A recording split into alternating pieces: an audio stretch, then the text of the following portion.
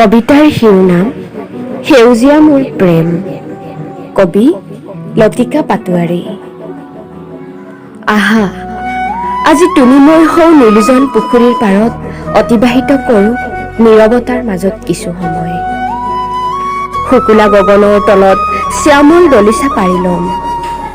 কিছু সময় অধীৰ হৈ চাই ৰম প্ৰকৃতিয়ে বুকুত মেৰিয়াই লোৱা সেউজীয়া ৰিহাখন।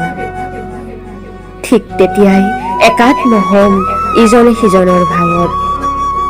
দুয়োৰে ভাৱৰ মাজত প্ৰকৃতিয়ে ন কন্যা ৰূপেৰে জিলিকি উঠিব। পক্ষীৰ সুললিত উৰুলিত মুখৰিত হ'ব চৌদিশ। মেঘবোৰে মাদল বজাব, গছ লতিকাবোৰে তালে তালে মলয়াৰ সংগীত গাব। সৰা পাতখিলাই যেন উতলোৱা হৈ আমাৰ চৌপাশে দেও দি নাচি নাচি ভাগৰি পৰিব। এজাৰ জোপাই আজি উলাহেৰে ৰং ছটিয়াব। আৰু লাহে লাহে যেন এজাক চিপচিপীয়া বৰষুণ নামি আহি প্ৰেমৰ গীত গাব। ৰিব ৰিবকৈ বলা মলয়া বতাহে মোৰ আঁচল উৰুৱাই তোমাৰ মুখত জিলিকি থকা বৰষুণৰ টোপালবোৰৰ মাদকতা ল'ব। ধীৰে ধীৰে তোমাৰ দুচকুত মোৰ দুচকুৱে সেউজীয়া আৱৰণ সানিব।